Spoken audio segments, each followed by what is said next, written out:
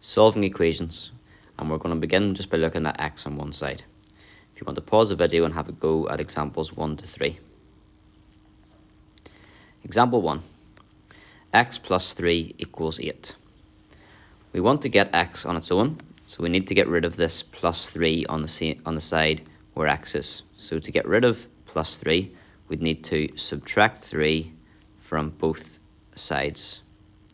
And if we do that, if we've got the 3 and we subtract 3, that would be 0. So we just would have x left on that side. And on the right hand side, we've got 8. We take away 3, and that would give us 5. So on the left, we've got x. On the right, we've got 5, and they are equal to each other. So x equals 5.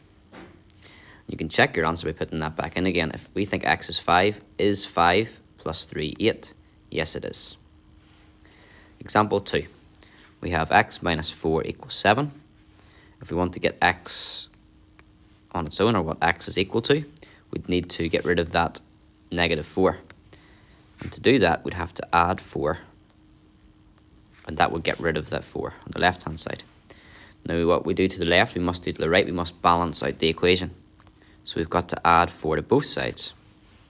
And on the right-hand side, we now have 7 plus the 4, which gives us 11. We can check our answer. If we think x is 11 take away 4 7? Yes, it is.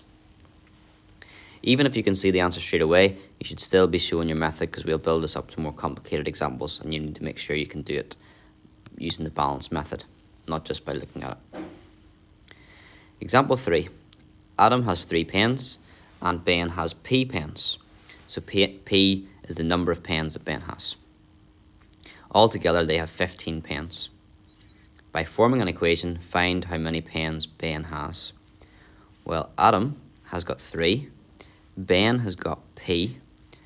Altogether means you'd add together what Adam and Ben have.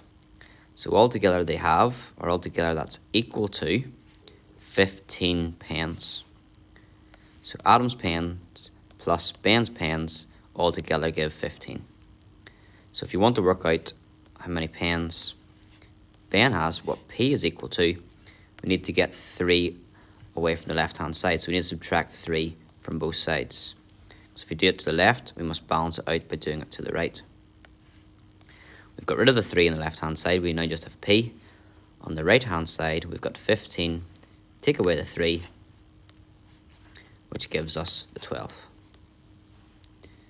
So if Adam had 3 pens and Ben had 12 pens, that would altogether give 15.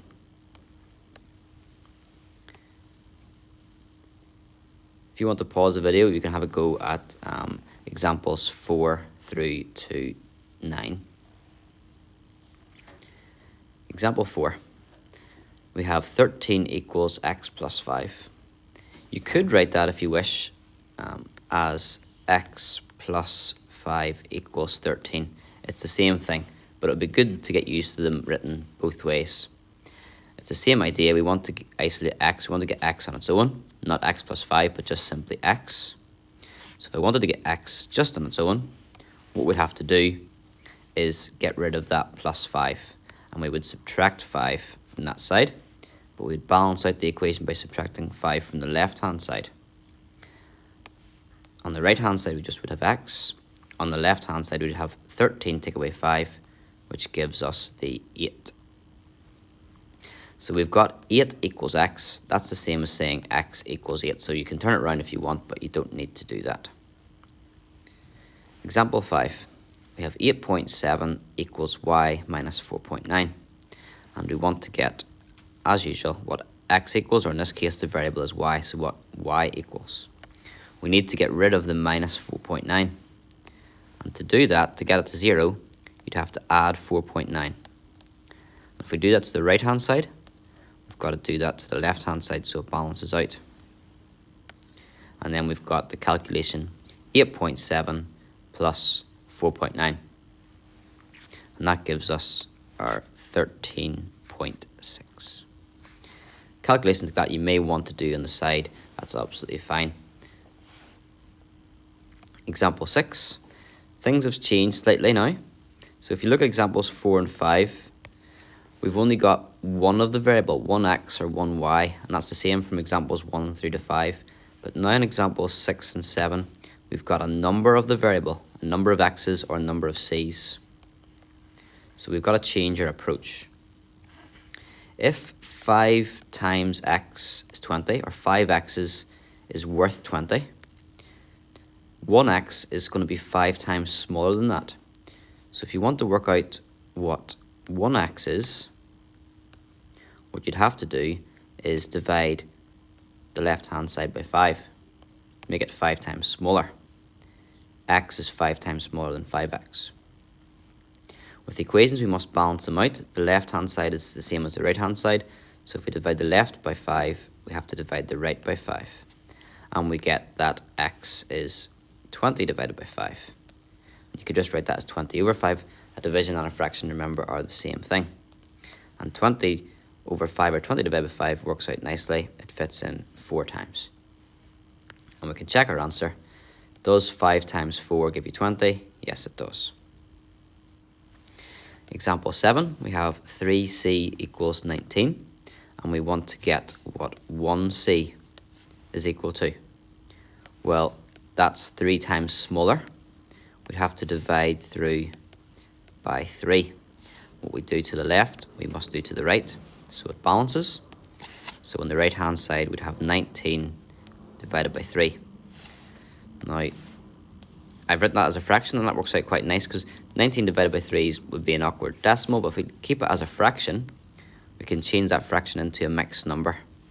So 3 goes into 19 6 times. 6 3s are 18. And that leaves 1 left over, so 6 1/3. Preferably we'd leave our answer like a fraction. There's no need to have it as a decimal, and 1/3 is a nicer way to write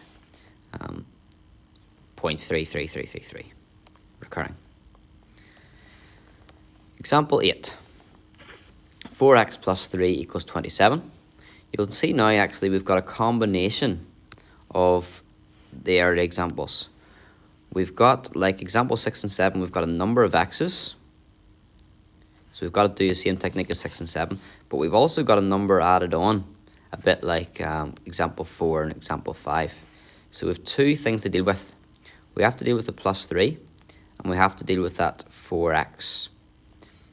And we would start off by getting rid of the plus 3. You might want to think of this as reversing the order of operations, reversing your BIDMAS. When you do your order of operations, the last thing you would do would be your adding or subtracting. So now you would be doing that first. Others might think of it as trying to get rid of the stuff that's further away from the x and then work your way in closer to the x. Either way, first thing we need to deal with is the plus 3. We want to work out what 4x is equal to. And once we know what 4x is equal to, then we can get what 1x would be equal to. So to get 4x on its own, we'd have to take off that 3. We'd balance it out by taking 3 off the right-hand side, and that would give 24. So we now know that 4x is worth 24. If we want 1x, we'd need to divide that by 4.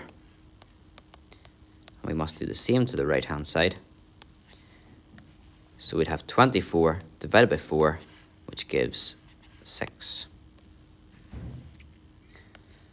We can always check our answer. I haven't done it for every one, but remember you can always put your x value back in again. Is 4 6s plus 3 27. 4 6s is 24 plus 3 is 27. So that's correct. Example 9. We have got 4 equals 3y minus 0.2. Or 3y minus 0.2 equals 4. There's 2 things happening to the y. It's been multiplied by 3 and then 0.2 has been taken off. We want to reverse those steps. So we'd first of all add the 0.2 to get rid of it and do the same to both sides.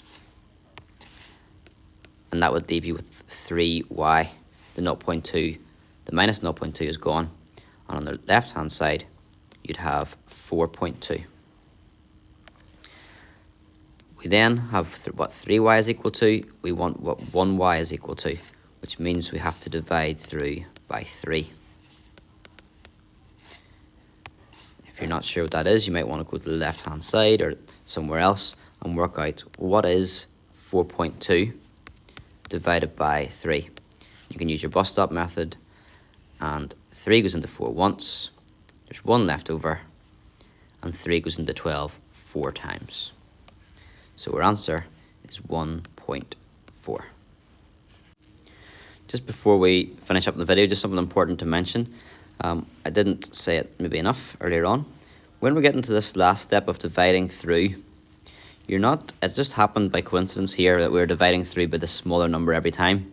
We divided through by the 5, smaller than 20. We divided by 3 here by the 3, which is smaller than 19. That is not the rule.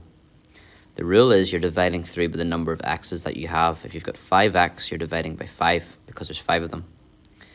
So if you had an example possibly like 3x equals 2, you're dividing through by the number of x's, which would be 3. Now your answer is small because 3 is bigger than 2, but that is the way it is. You're always dividing through by the number of x's. So divide through by 3.